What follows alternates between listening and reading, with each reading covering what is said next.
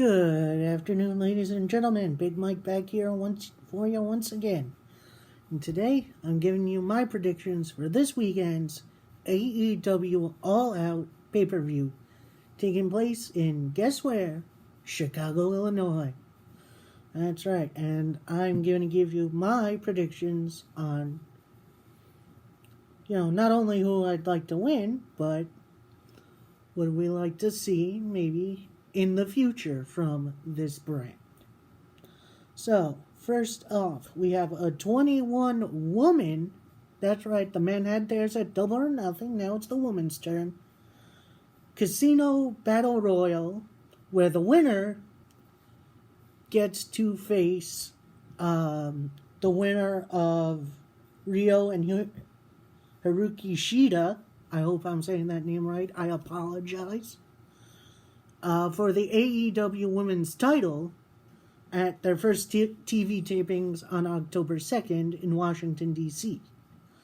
Now, there are a pretty good bunch of names, including Britt Baker, Awesome Kong, Nyla Rose, Teal Piper, who's Rowdy Roddy Piper's daughter, Jazz, and a whole lot of other names I'm not really familiar with, but I am looking forward to seeing. So, who would I really like to see win this? Someone who kind of recently has had some success, had some good storylines in Impact, and that's Allie. You know what? I don't see her winning. I apologize. It's probably going to be the woman who AEW would like to see, do big things, and that's Britt Baker.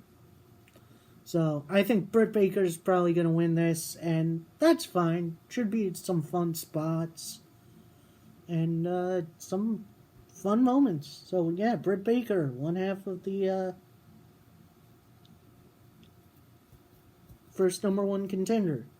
Next match is a tag team match, playa, as Private Party. Yes, that's their real tag team name, and they are really good. Take on Angelico and Jack Evans, who are also very good. I'm a bit mixed on this because I do like both teams, but I think to kind of get their foot in the door, I think Private Party need to win here. Like, they need a big win in the worst way. And with this, maybe that'll give them something in the tag team title tournament.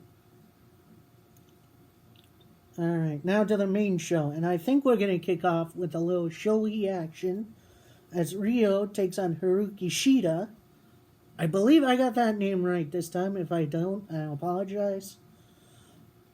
And I believe this will be the other half of the women's number one contendership. Although that has not been officially announced. But I believe out of the two, in which I've seen a bit in both tag team and other action, I think Haruki Shida is going to take this one. And then Britt Baker, Haruki Shida, that should tear down the house. Next up, in 6-man tag team action, you have SoCal Uncensored, which is Christopher Daniels, Frankie Kazarian, and Scorpio Sky, taking on probably my new favorite 6-man tag team unit, Marco Stunt, Jungle Boy, and the really entertaining, most over dude in the company, Luchasaurus. I mean, how could you not love a guy? It's a dude dressed up as a dinosaur. How could you not love that? I think Luchasaurus, Jungle Boy, Marco Stunt get the win here. SoCal Uncensored have been pretty much on a tear as of late in AEW's limited showings, considering they just have had pay-per-views so far. So I think to get another really good tag team going, I think you have to have this big win. Alright, next up, let us see here. Alright, let's go with this one. It is a grudge match from, I believe it happened at Fyter Fest. I could be wrong. Wrestling fans who watch this, let me know if I'm wrong or not. You have Cody Rhodes, the former Cody Rhodes, taking on Sean Spears, the former Tully Blanchard. Tully Blanchard. No, Tully's going to be in Sean's corner. This guy was Ty Dillinger in WWE. Perfect 10. Cody is going to have a person maybe in his corner, whether it's his brother Dustin, his wife, who's in the Battle Royal, his dog Farrell, which might actually be a thing, could be MJF, although if that happens, I could see him betraying Cody and teaming up with Sean Spears to form some sort of stable.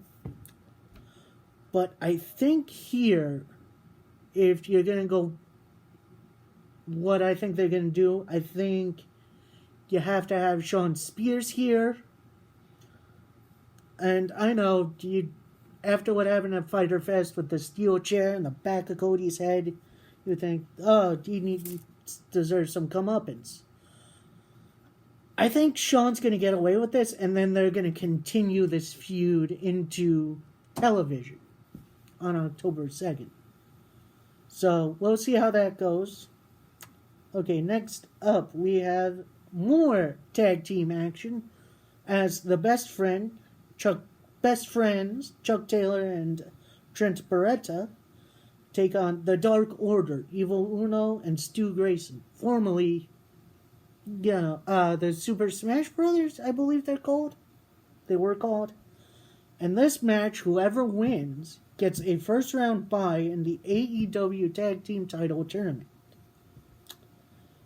Now, as much as I would like to see the best friends succeed here, I think if you really want to put over a bad tag team, not bad as in, oh, they're horrible, but a heel team, I think the Dark Order need a big win here.